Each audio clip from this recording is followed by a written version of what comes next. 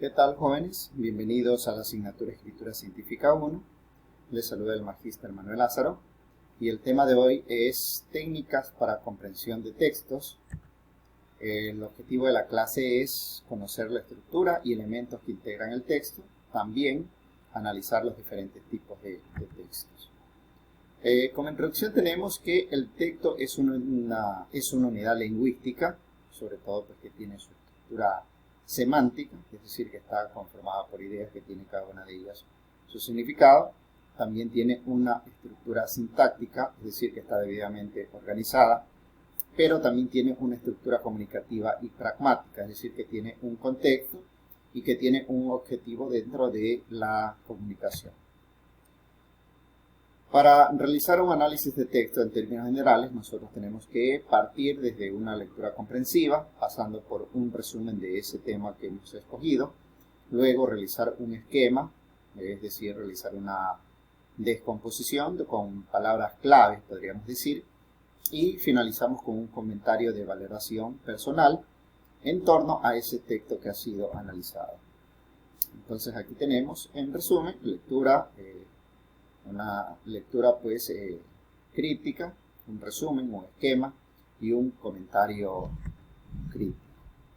El resumen tiene sus características, debe sintetizar el texto, se deben reducir esas ideas a las más importantes y relacionar esas ideas, ¿no? También tiene algunas cualidades el resumen, debe ser breve, debe ser objetivo, debe tener su propio orden y debe ser redactado con nuestras propias palabras.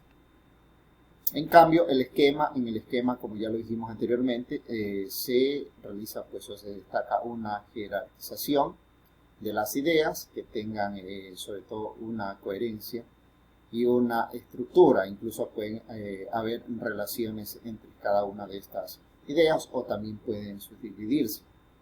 Y podemos utilizar una serie de herramientas, por ejemplo, llaves, estructuras, podemos utilizar también números, letras, signos gráficos, guiones, asteriscos o puntos, ¿no? De esa manera podemos realizar el esquema.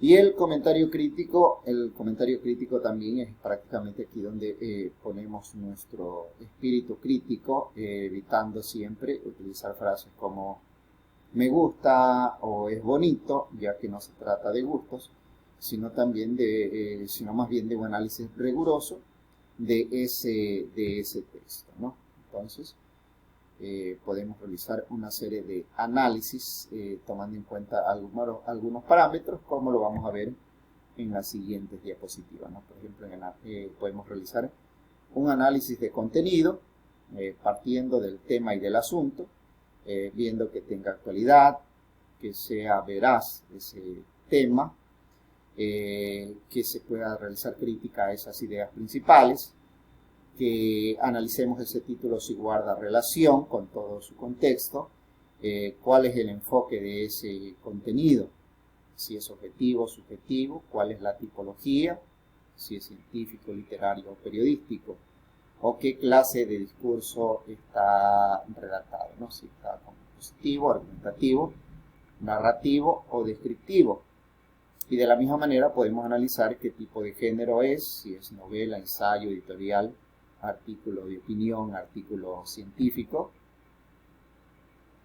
Todo ello podemos analizar en lo que se refiere al contenido, pero también podemos analizar la estructura, cómo está organizada esa estructura, si es una estructura inductiva, si es una estructura deductiva, si es una estructura circular o una estructura dialéctica, ¿no? Cada una de ellas tiene sus características diferenciadas, ¿no? Por ejemplo, la estructura inductiva se ponen algunas ideas para luego concluir con una ley general, ¿no? O por ejemplo, la estructura dialéctica, donde se plantea una tesis que lógicamente se contrapone con otra antítesis para luego hacer una conciliación de ambas, ¿no? O también de pronto la estructura circular, donde se maneja pues una idea durante todo el discurso narrativo y al final se concluye también con esa misma idea que se ha venido abordando durante todo el texto. En el análisis de la estructura, tenemos que también ver cuál es esa oportunidad efectiva, cuáles son esos razonamientos que pone el actor, cuáles son esas contradicciones o conclusiones que de pronto son precipitadas dentro de ese texto, si existe coherencia en la estructuración del texto, y también se comprueban si esas palabras clave se enfocan dentro de la temática, ¿verdad?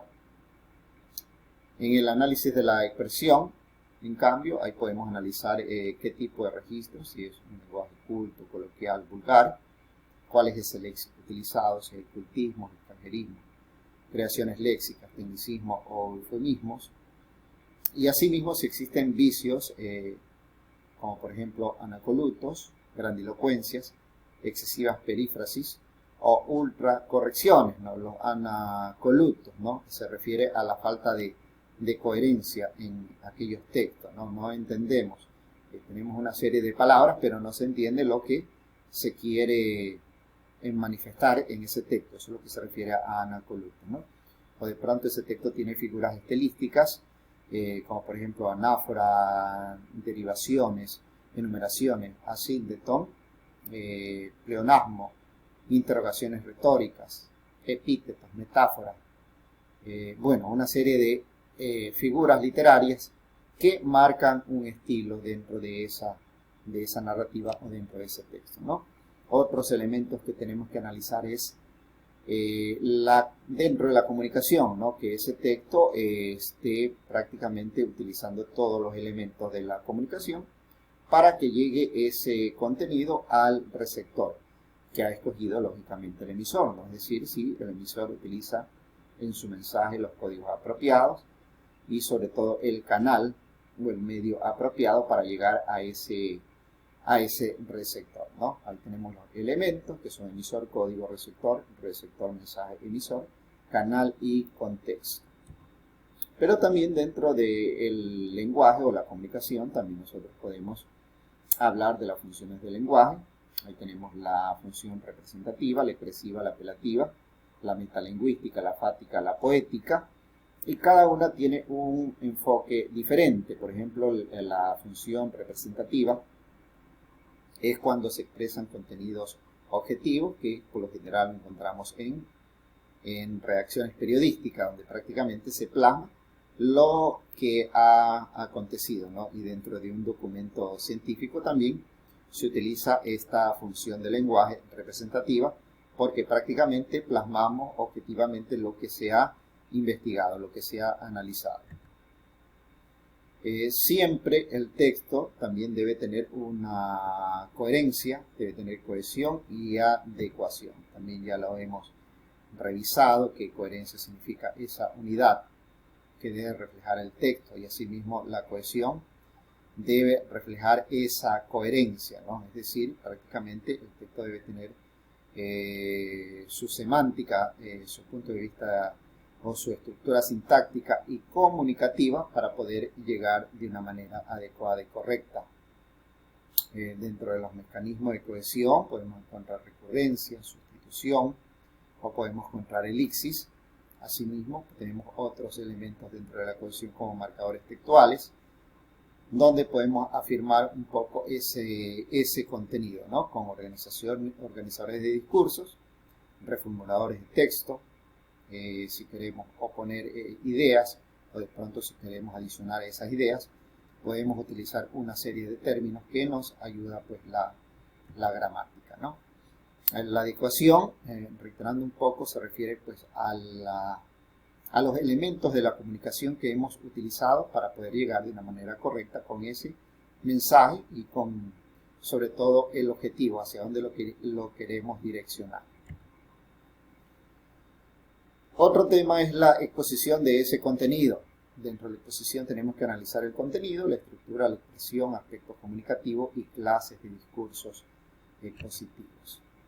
Ahí tenemos que, en lo que se refiere a la exposición, debe tener una información bien documentada. En cuanto a la estructura, ahí podemos recapitular un poco en la estructura deductiva, inductiva, cronológica, secuencial, comparativa, o estructura de causa o efecto, ¿no? Cada una de ellas tiene una característica especial, ¿no? Y en la expresión más bien de ese texto, ahí tenemos el tipo de lenguaje que estamos utilizando, ¿no? Debe ser un lenguaje claro, preciso, y de pronto tecnicismo si hablamos de un texto especializado. Aspectos comunicativos, ya reiteramos nuevamente, ¿no? Los elementos que utilizamos dentro de la elaboración de ese texto, ¿no? Y en las clases de discursos expositivos, si es una exposición divulgativa, si es una exposición especializada, lleva pues sus terminologías y palabras específicas, ¿no? Tenemos también finalmente la argumentación, donde también podemos analizar el contenido, tipos de argumento, estructura, la expresión y aspectos comunicativos.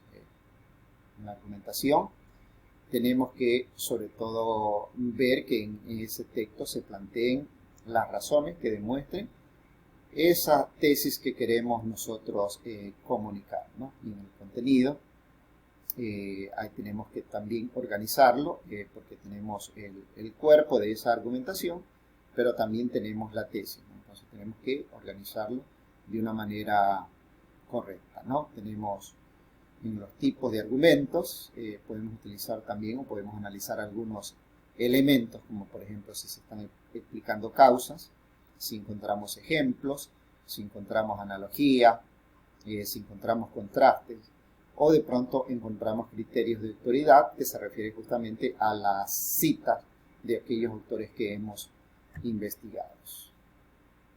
En la estructura, sobre todo se enfoca un poco también en lo que se refiere al tipo de argumentación, ¿no? Si es una argumentación deductiva o de pronto es una argumentación que tiene una estructura de pronto de ejemplificación, ¿no? Tenemos que analizar aquello.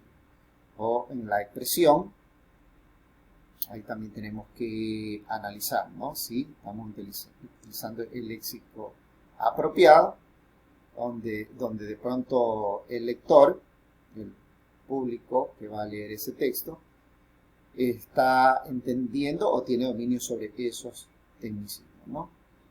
Y en la parte de aspectos comunicativos, ahí podemos también analizar sobre todo que el autor pueda defender esa tesis que debe mostrarse también objetivo en el lenguaje, ¿no?